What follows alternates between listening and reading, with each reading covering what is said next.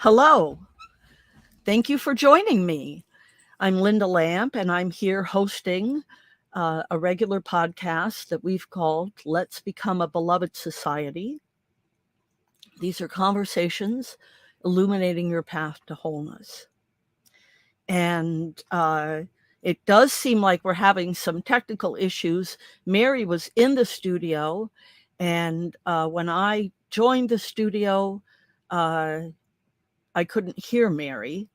And so she rebooted, I rebooted, and when I came back, I would have expected her to be here, but so we'll welcome her as soon as she gets here.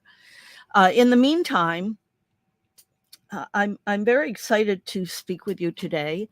I did want to remind you that this is intended to be conversations with you, the viewing audience, the listening audience, and we're here, I'm here, and when Mary's here, she's also available to help sort out how you navigate the lives that we're living these days. These are very challenging days.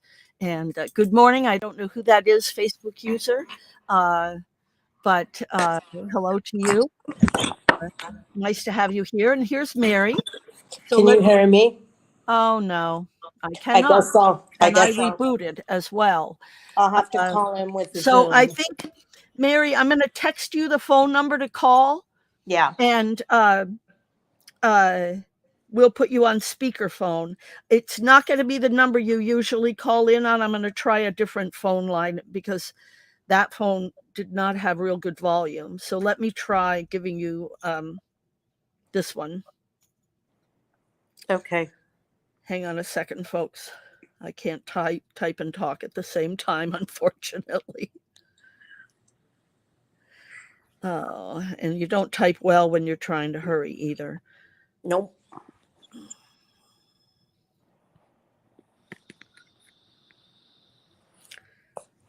Okay, there you go.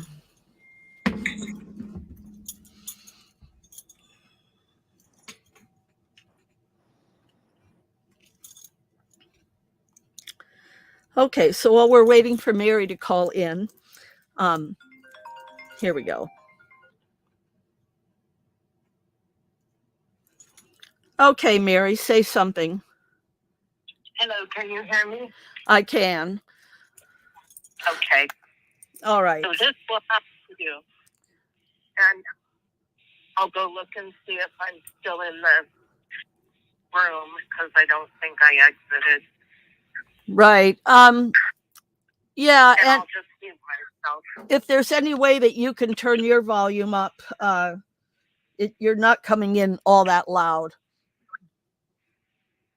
My volume is at its maximum. Okay. All right. Well, it is interesting that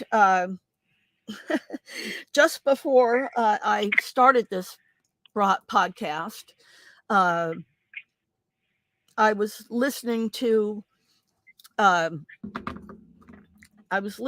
class that I'm taking that Carolyn Mace is doing, and the name of the class is Being Swallowed by the Dragon. And I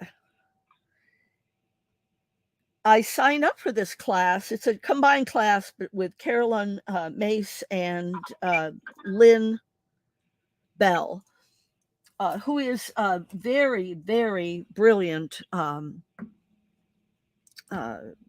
spiritual woman, but also in the field of astrology. And I was just listening as she was explaining that today, in fact, right now, or very close to it, maybe a little earlier this morning for most of us now, Venus, let me look at the notes I was making while I was listening. The planet Venus made an exact encounter with the North Node. And this particular configuration, she was saying, brings up for us the question of how do we become conscious of where our heart moves us. And it makes it seems awfully timely that that we're here having these conversations about exactly that, right? How how do we become a beloved society? How do we create a world where everyone is participating and fully valued and fully actuated, living their best lives? How do we create a world where everyone is living their best life? And so I think when you realize that there are these astrological things going on, and I know a lot of people don't think of it as a science, but I do believe it actually is a science of life that most people are completely unaware of and not realizing the influences that we're all experiencing this. And we're in the midst of these, you know, in our country and in America, we're in the midst of these, you know, testimonies or trials about, not trials, but what are they? Hearings, right? Hearings about what occurred in January of 2020 in our country, related to our presidential election. And so the energy that we're in right now, with Venus making this exact relationship with the North Node, is bringing out of us this need to follow our hearts and get out of our heads, because most people at this point are really living from their heads and not their hearts. So I just thought I got very excited when I was listening to that, and thought it wonderful that we happened to be meeting this on this day and having this conversation today. Mary, did you have anything you wanted to share on that? Not really. I'll wait till we get to more. Okay. Okay. Also, for those of you who were listening, I want to, or not listening, but watching. So I was, and I apologize also, I have not gotten episode 10 posted back out to the podcast world yet. I hope to do that when I get this one done as well. I had everything ready, and then some things happened. My dog got very sick, and my schedule changed, and I lost a couple of days of work. And then I traveled for a workshop for a couple of days. So I'm just getting back to all of this. But when I'm looking down a lot, I'm either I'm either looking at notes, like right now, I'm looking at a cell phone that I've got some notes on. But also I run a couple of other businesses, and I get text messages. If I get a text message either from a customer or an employee, if it's something that can't wait, I do try and multitask and address their needs as well. So that's why I may be looking down. I'm always also paying attention here, but I have to make sure things are continuing to move along. I changed my mind, Linda. I want to say something. Okay. And what I want to say is, like, what you're going through, that's what we're all going through. It's like your dog is sick, you have a workshop, you have issues with getting here and there. You know, even you had a physical landslide on your freaking road. If that's not like the most obvious symptom, right, they're having trouble here. But for what's going on right now in all of our lives, to a greater or lesser degree, it's like, for most of us, the landslides are not actually physically obvious. Right. But we're all going through that stuff. And whether it's getting sick or, and seriously, I hate to observe this, but a lot of people and animals are, you know, yes, it's another one of those phases yes, where there are people and creatures, animals, I think of them as people too, going through some transition right, that, you know, may end with leaving this planet, right, sadly. right. But it's just, the very fact that you have not posted the thing that we had to cancel because of everything going on, all of this is just part of it, part of what's going on for all of us. Right. So just to make that connection that, this is not theoretical up here stuff. This is like we are all down here in the thick of it. And that includes you and me with this freaking technical difficulty that NetStream does not want to let you hear me speak. Right. Thank you, Mary. Thank you. And you bring up a good point, and I was going to bring it up. We are in, so relating this thing being swallowed by the dragon, I look at it more as the dragon stirring the pot, right? And it's the spiral, like not double helix, but the spiral of life, and the dragon is spiraling, and the tail is the very end of it. I have always been using the for years I've used the dying donkey as kicks the hardest. Well, in this case, the tail of the dragon is the very tail end of the and also let me it's and also the regeneration, transformation, rebirth, right? It's the transformation end of it, in my mind. But that tail can knock a lot of things around. Absolutely. There, it's like, Absolutely. I also, before I started this class, I had envisioned sort of the fist coming down on the table, and anything that's under the fist is really obliterated, but anything else on the table has received an impact and gotten a shaking, and who knows what that shaking brings it. And you're absolutely right. Huh? We're still vibrating from the vibration. Right, exactly. And so the whole idea of the people and the pets leaving, it is a huge wave, right? Like I just had to say goodbye to my 14-year-old Bichon Frise that I loved with all my heart, from vestibular disease that he did not recover from. And I just heard from a girlfriend. We're supposed to have our 50th high school reunion this year. That tells everybody how old I am. But she's not going to be able to come to the reunion. Not necessarily directly related to this, but that her 98-year-old father had just passed away, and now her 14-year-old lab is very ill. And so here we go again, I know 3 people who had people die within the last 2 days. Right.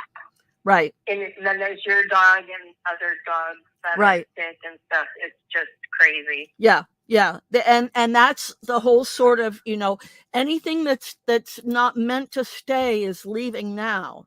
Anything that's not participating in the new, because that is what's happening, right? We are building a new world here.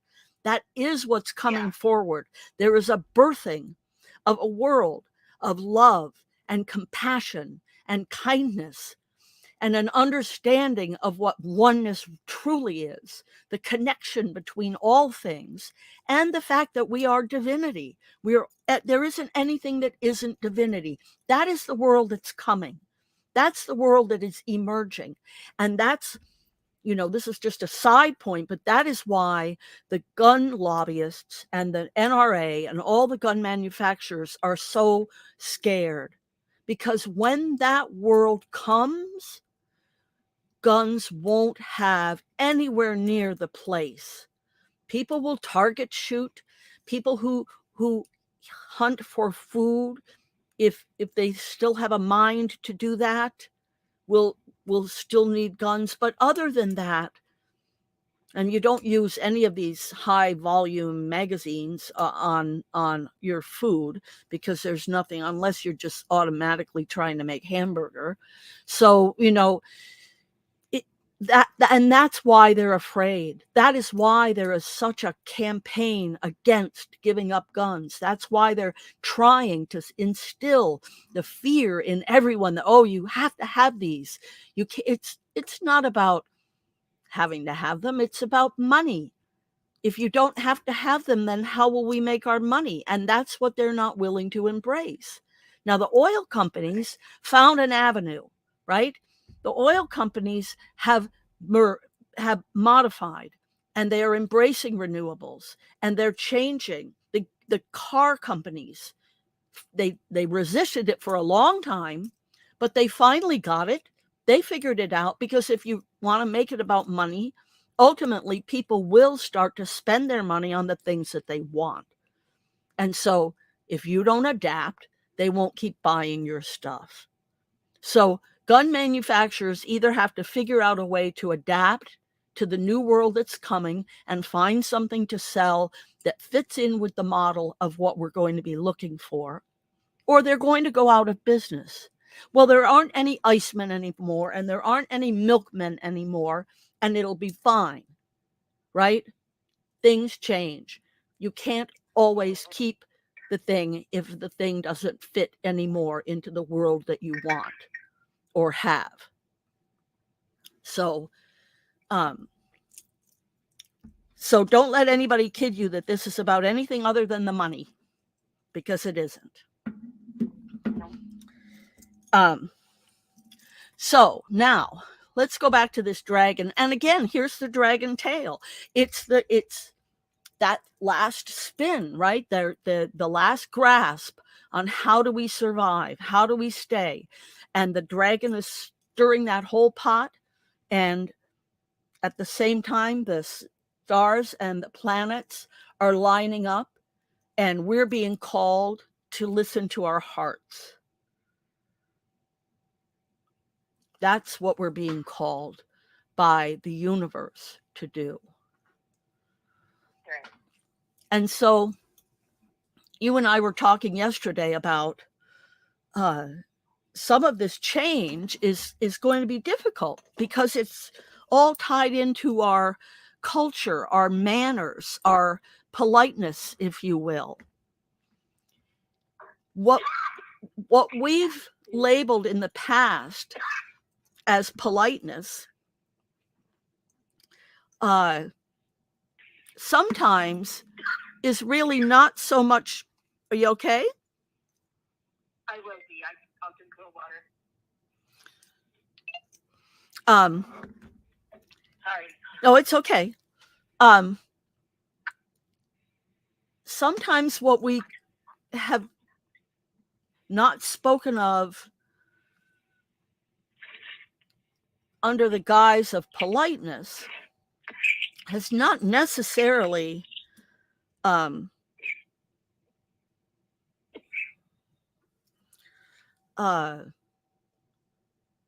sorry, I was distracted by the background noise. Yeah, you're okay. I took you off speaker for a minute, so I couldn't just figure out how to mute it. It wasn't, I don't know, could mute me, but I couldn't mute you. If we think about it, and you think about sort of the mismanners world, there are often things that we don't speak about.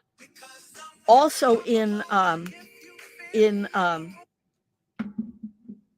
society, there's been many things that we just don't talk about.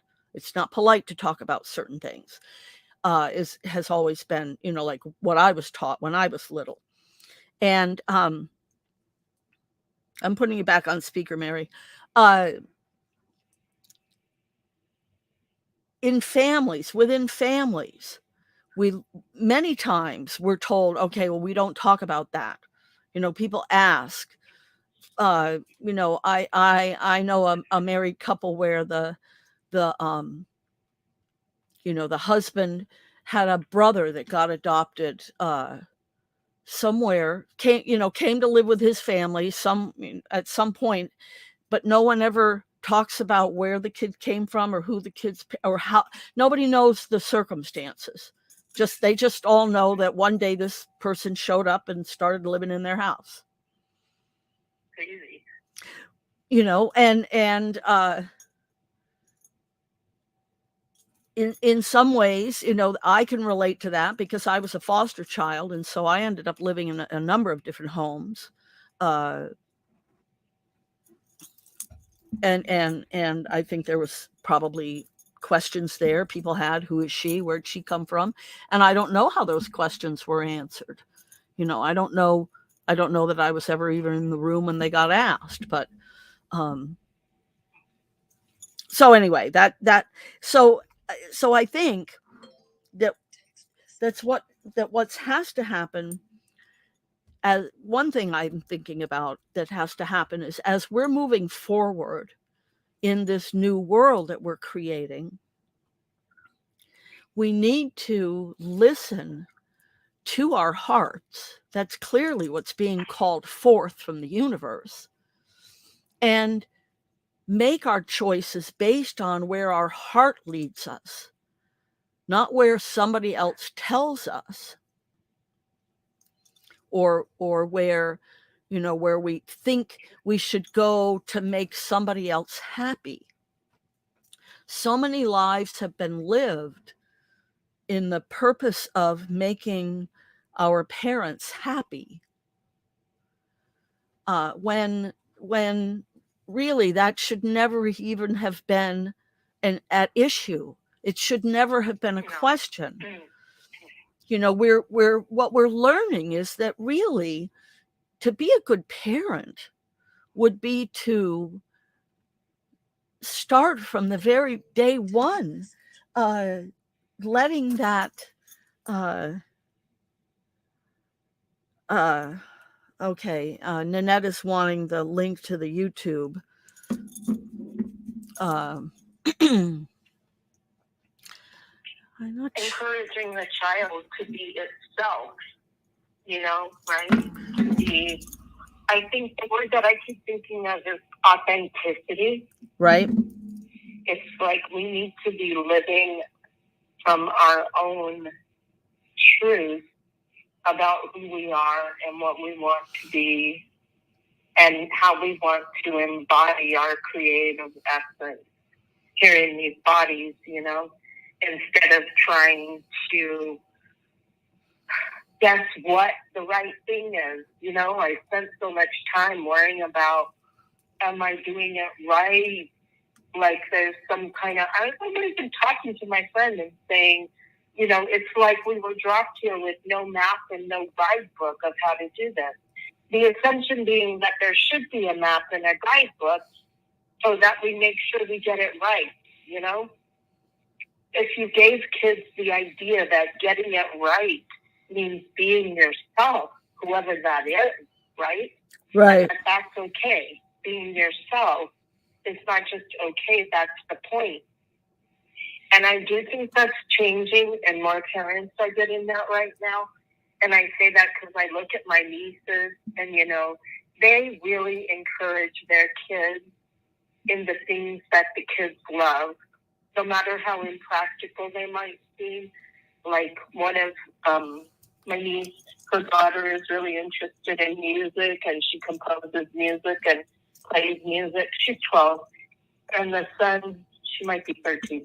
The son is a little younger, and he's really into ballet and dance and has been for years, you know, and just allowing them their own form of self-expression and expression of their joy, you know? Right. So I was giving you some time to send the link to Nanette. Yep. Yep. Thank you. Mm-hmm. All right. So that's done. I got the link to Nanette. Yeah, you're exactly right, Mary. And what I was getting ready to say had been that what I really think I'm seeing in terms of parenting is, from the moment that baby is born, that baby should be being taught that it is a divine being and that it has divine sovereignty, And so at the moment that they can comprehend their words, you teach them that no one ever touches you if you're not willing for them to touch you. We teach them that, because what's happened is we have a silent culture of child abuse in this country, and I'm sure in many other countries. It's the way we grow up, and for the most part, if you don't make a conscious choice to be different than the way you were raised, in most cases, people are perpetuating the traumas and perpetuating the wounds because they don't know any other way to be. It's not that there's anything wrong with them as such. They just don't know any other way. And so what we really need to be doing, and the culture, this idea that it's nobody's business, what goes on in our house is nobody's business, is really, that's not a freedom. That's actually a way to cover things up. Yeah, it's a control. Right.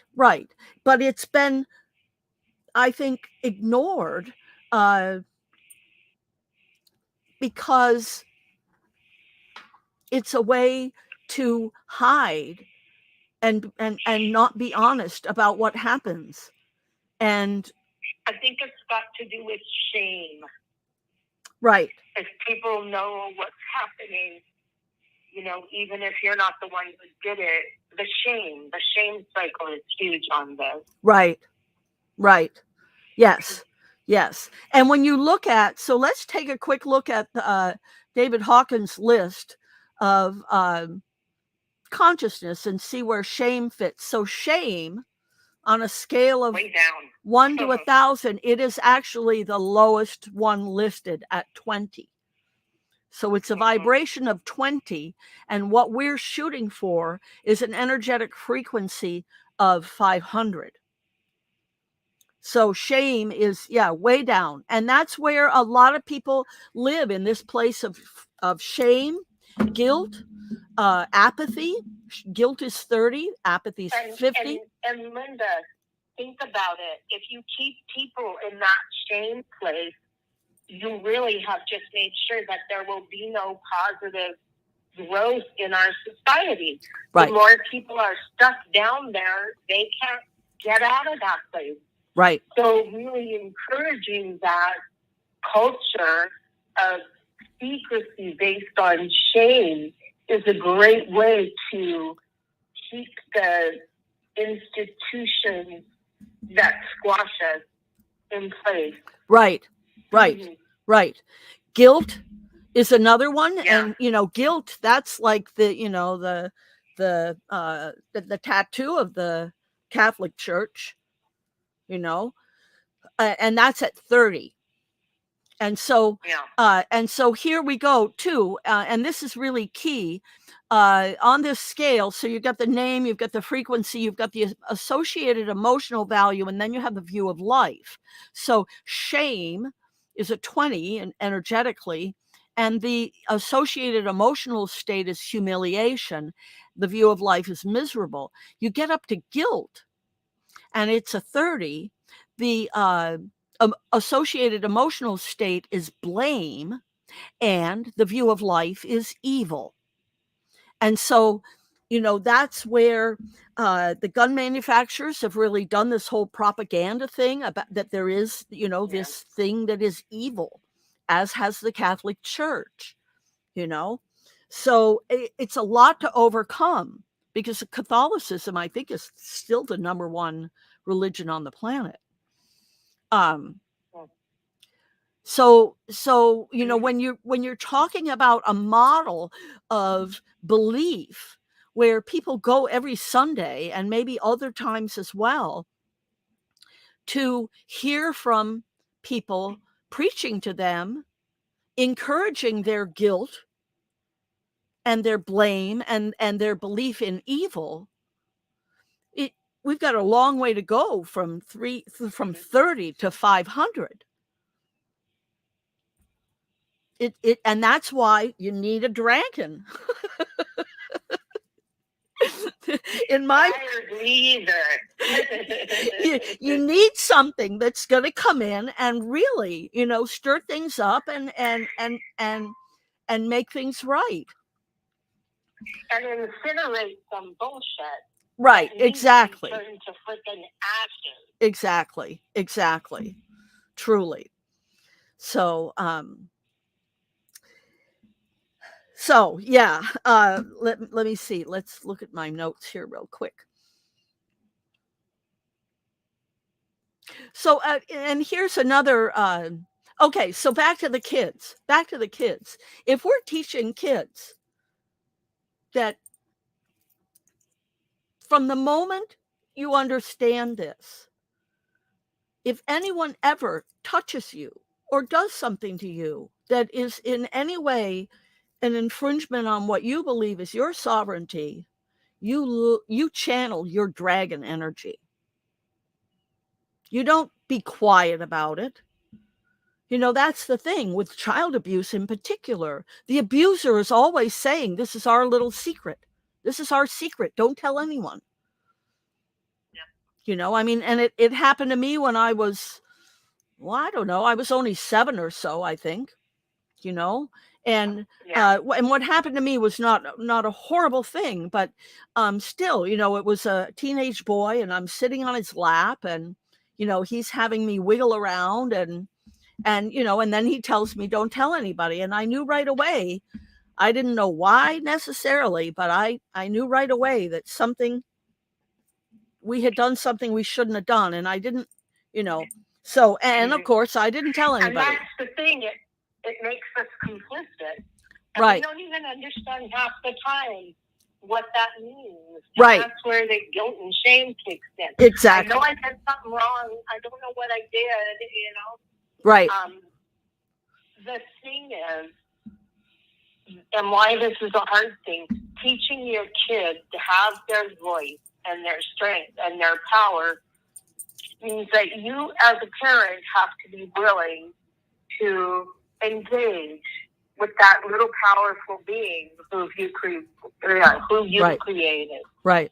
So I don't know if you want to address that at all, because it does, it does mean that as a parent, if you're telling them they have a right to express their boundaries, you're going to have to learn to respect their boundaries too, and help them navigate how to handle that with you, their parent. Right.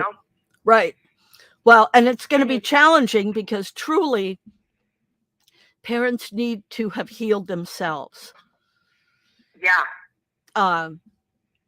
And so it's fascinating to me that we don't teach any of this. None of this is taught in high school. None of it is, you might be able to find a college class here or there if you're looking for it, but it's not going to be a requirement.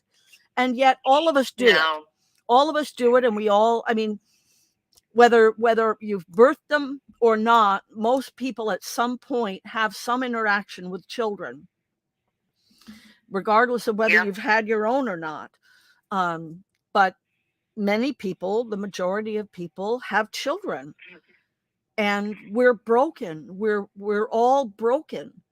And if we don't take it upon ourselves to heal ourselves, then we're continuing to contribute to the brokenness. So it is a big challenge. And certainly, you want to be hesitant, encouraging your child to be the, here's Nanette. Thank you. Welcome to have you, Nanette. Hi, Nana. You certainly don't want to encourage the dragon in your child if you're not prepared for allowing what that means. And again, that doesn't mean the kid gets to, go crazy anytime it feels like it. It's specifically teaching the child its coping tools in the moment for when something happens. We teach them how to cross the street, right? We teach them how to cross the street safely. We teach them how not to touch the stove and get burned. Why is it that we don't teach them what to do when somebody touches them that's wrong. It's really not taught for the most part. There maybe there's a little bit that goes on in the schools. I don't know. But it doesn't taught at home. And I mean, some people nowadays are teaching it. That's true. But as a general rule, probably right. not. And but historically, compared with right. when you and I were children, right. there are parents who teach them now. That's true. My nieces. Yes.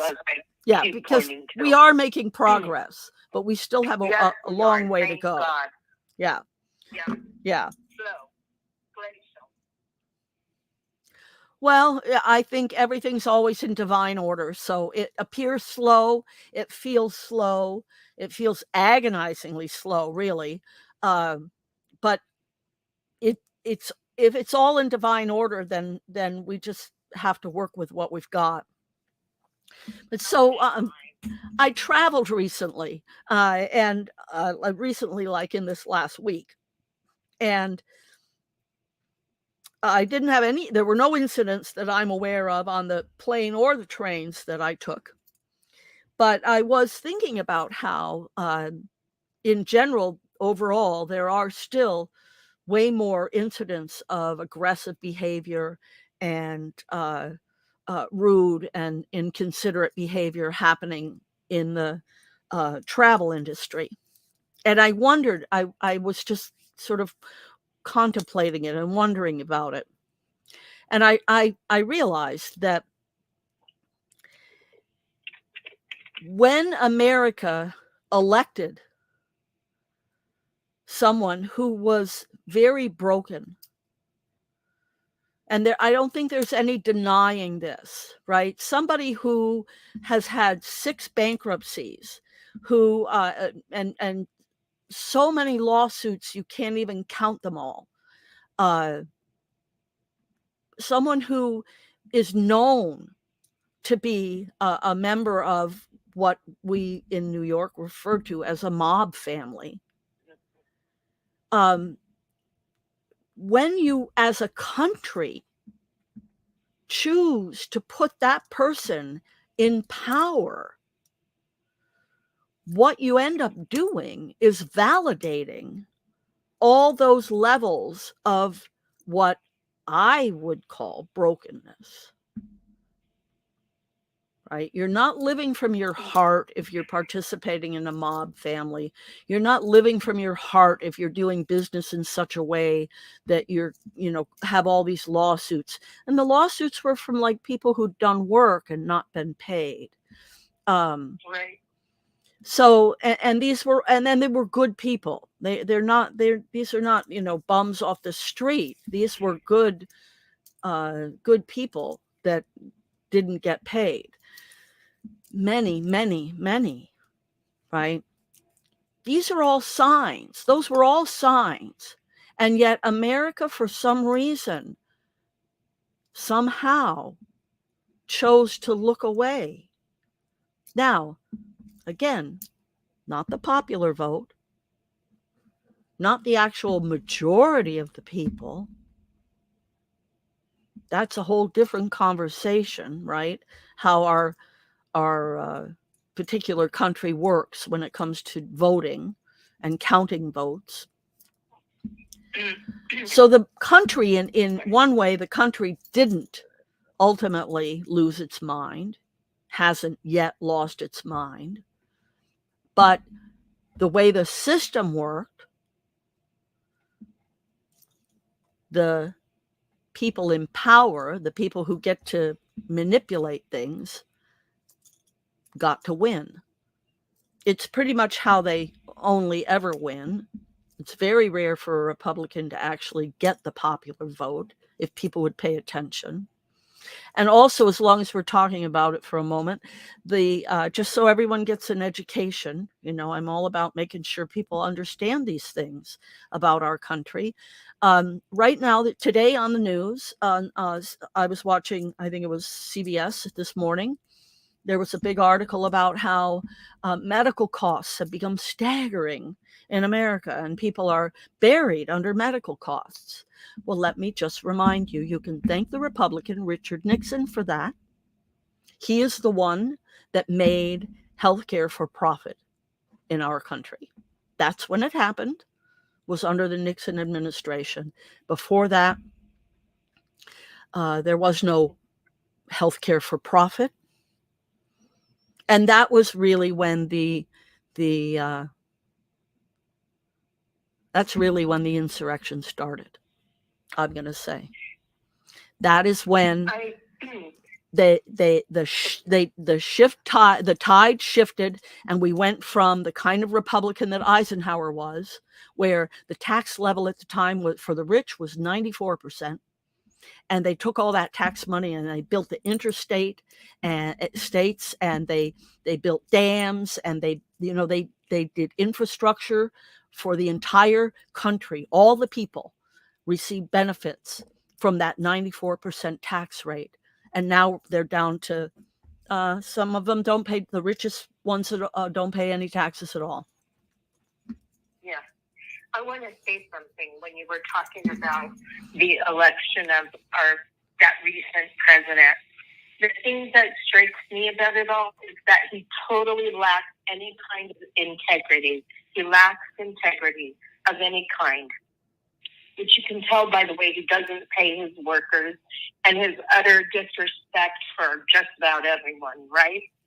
And when you draw it back to Richard Nixon, think about why he left office. Because he broke into the headquarters of the other party. Well, he didn't, but he sent people right, henchmen, right, to break in and steal things. It's like it is an utter lack of integrity. Right. And the point at which you start thinking the ends justify the means. That's totally like with Trump and trying to steal that election, and his supporters agreeing with, the steal, stop the steal, when there is no evidence to support it, and in fact, lots of evidence to not support it. It's like that's really the breakdown. There used to be, we talk about there was a certain kind of respect between the two parties, a grudging respect that the president was the president. We might hate him and all, but, there was never, I don't know, it's just the way that he totally disrespected his office. I'm talking about Trump again now. Other people might have said that stuff quietly, and maybe he's part of the trend towards authenticity that we're talking about. He said it all right out in public. And all the people who've been thinking it and being secretly shamed. Exactly. Because it's like, I'm not supposed to think that. Right. Yeah, he gave them permission to be their worst selves out in public. Okay. Yeah. I'm dumb. Yeah. Well, that's the point. Thank you, Mary. That's exactly the point, is that we've given it, as a country, we gave it permission. That's why when you see people that are rude and you see people, by electing him, we gave the whole country permission to misbehave and to be rude and to shove people out of the way, and to lie, continually lie. It's okay to lie. That's pretty much all he's done. So to me, see, that's the end of the dragon's tail, whipping through and saying, okay, here's what you've done. You've opened up the chasm now. You've taken the lid off of Pandora's box. Here is permission to be as rude and nasty and act as evilly as you choose. We didn't get our way, so we're going to kill the people that we think are in our way. Well, I don't think our founding fathers ever anticipated that. And that is where these people's strength has come from, is that there are masterminds behind this whole movement. And that's why I say it started back with Nixon, and it's been and a whole wave of an evilness being acted out within our government to worm its way in and get its roots in all these people. And if for those of you that cannot see Nanette's comments, she's saying way too many people have drunk the Kool-Aid. People I know well and for a long time to drink. And if you should ask them, didn't you see that coming? It's like, no, absolutely not. They didn't. And she's not understanding how people that once seemed to understand our country and be reasonable people have gone so far in the opposite direction. And any of us that know, and most of us must know some Trump supporter, it is still hard to understand how they made the choice in the first place, how you can look away. What happened to the vetting process? Hang on a second. I need to clear my throat.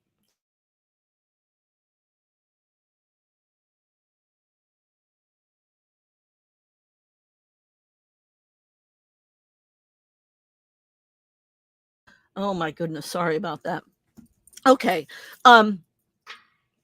So one of the questions that comes from all of this is, right, so we're here to talk about how do we become a beloved society?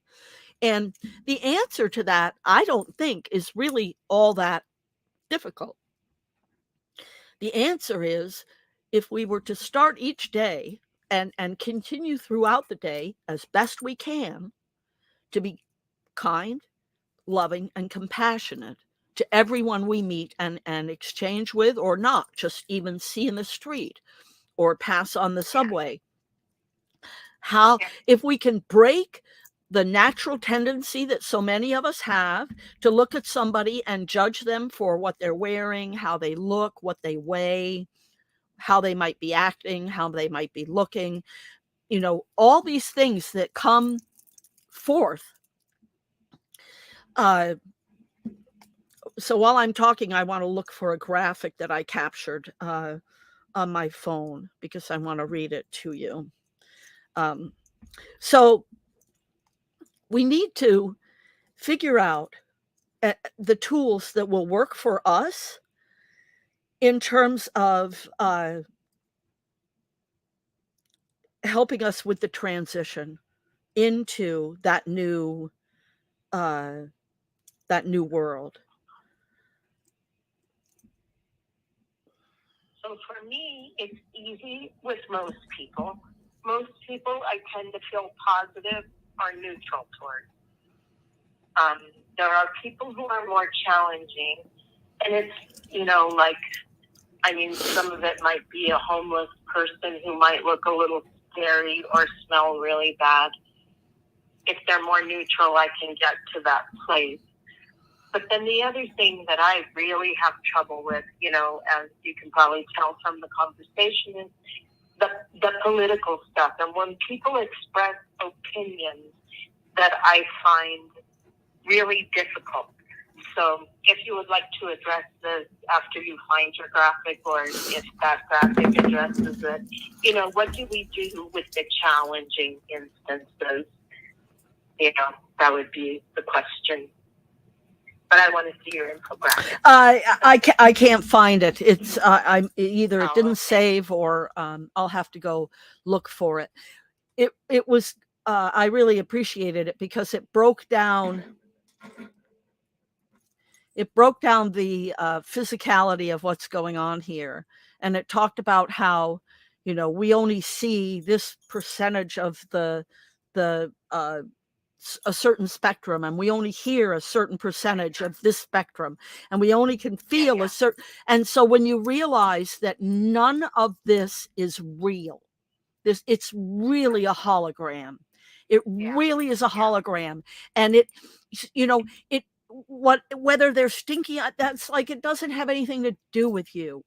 right? What has to do with each of us is, what is your soul purpose? What is my soul purpose? And am I in this moment doing my best to fulfill what divinity asked me to come and do? Because we are not the individuals that we think we are. None of this is what we think it is. And what it truly is a desire on the part of all of us to participate in this play, if you will. We wouldn't be here if we hadn't agreed to come. That's number one. And I can say that with 100% assuredly, because that is my personal experience. I was asked to come here, and I didn't want to come.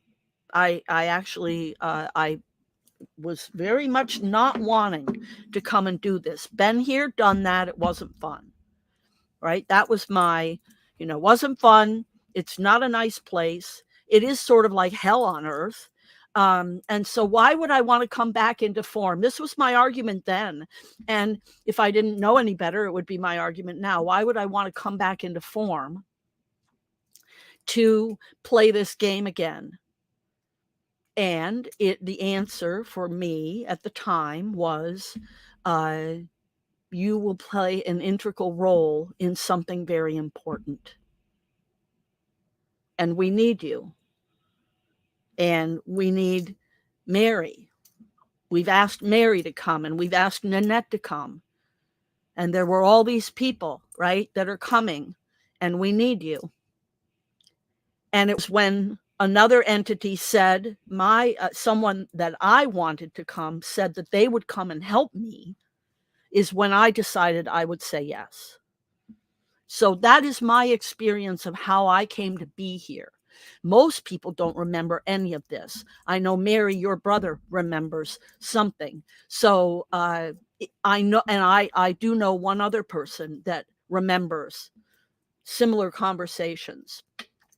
Mary. Yeah. What I want to say is, like, for most of us who don't remember that, it is a lot more challenging. Right. I mean, I believe that I'm here for a reason. I don't remember agreeing to be here, but I believe that. I know a lot of people find that idea very challenging, especially right now when things are super duper hard. So I'm trying to apply what you're saying to my specific question about when it's hard for me to deal with things. Right. So it's not about the smelly guy, but it's about that brings up a reaction in me. Right. That makes it harder for me to find my loving heart place. Right. And so, that's what I'm looking for. So then from that place, I can go to what you're talking about. It's a play. I'm here on the stage with these people. We are all here for our own roles. We're all here to play our own role. And then to draw back on some of my teachings that help me, yes, we're all the all in all. So everybody is a jewel on the dance floor. Right. And we're all here by invitation. Right. You, me, and the smelly guy. Right. And if the smelly guy's here and I'm having a reaction, then it's my job to examine my reaction that I'm having. Right. And see how I can convert my reaction to love. And honestly, it's easier with the smelly homeless guy than with some other people who have ideas that I find very challenging. Right. It's like we all have our right to be here by invitation. Right. And some of us want to deny that right to others of us. Exactly. That's where I get irritated. Right. Right. Right. But I do want to not, be that person. Right. So, that's just to sort of draw a line between what you said and what I was asking about. Right. To help us. So. Right. So. And I want to put out there, and I know I've said this before, I think that some of us agreed to come back into form, because on the other side, everything is very light and floaty. We're Right. all just energy. Right. And gravity, we've talked Right. about it before. Right. We forget when we're zipping around in just Right. energy, Right. physical.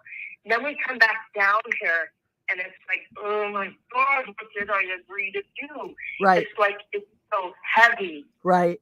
It's so heavy. Right. And it's like all that freedom and flexibility. I'm like, oh, I can do this. I can handle it. I can come back down there and help move things to a better, higher, Right. lovelier place. Right.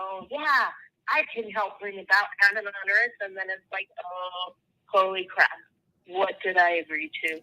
Yep. And I think that's the real thing to acknowledge, amongst a lot of us who are here to help make this change, this growth, this evolution, this expansion. Right.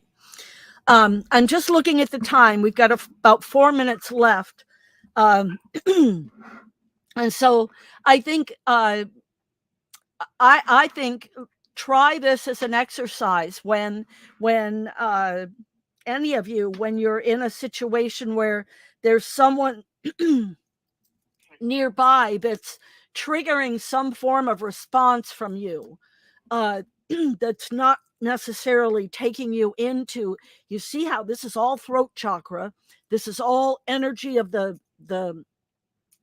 dying energy trying to keep us quiet here. That's both of us have been having throat issues all day now, and that or all hour, and that's what this is. Let me hang on just a second. I got to do this. Okay. Just try an exercise of saying to yourself, I am kind, loving, and compassionate. And actually, don't say it, I am. Say you are. Speak to yourself. You can do it silently. And when you find that feeling coming up, you're just telling yourself, you are kind, loving, and compassionate. And when you do that, what will happen is the cells in your body will look at that, whatever that person is that's triggering, whether it's smelly or dirty or homeless or whatever, and they will look at them in a different way because you've just told yourself that you're kind, compassionate, and loving. So you'll look at that person with kindness, compassion, and love. And I think it'll be fairly instantaneous. So yeah, I'm feeling it in my body in a good way. Yeah, good. So folks, use that as a tool. Any of you that are out there, you can feel free to try and report back next week. Let's see. I wanted to just also remind everybody that we're here weekly, and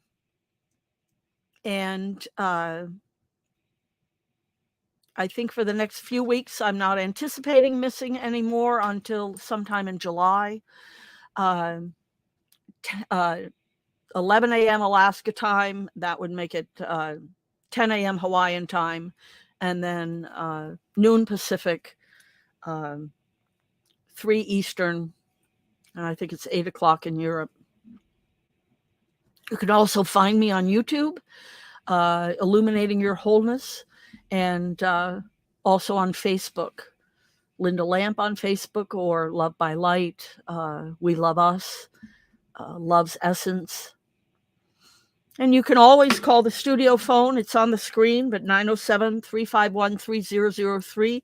If you don't get me, you can leave a message and I will return to you, or you can send a text to that number as well. Any last thoughts, Mary, as we're wrapping up? I'm feeling pretty good and complete, and just want to hear, we really want to hear from people if you have any questions or comments on what we have to say. Yep. Thank you. Thank you for listening. Yeah. Thank you for being here. Thank you to Nanette for being here today. And at this point, we will say namaste and see you next week. Much love.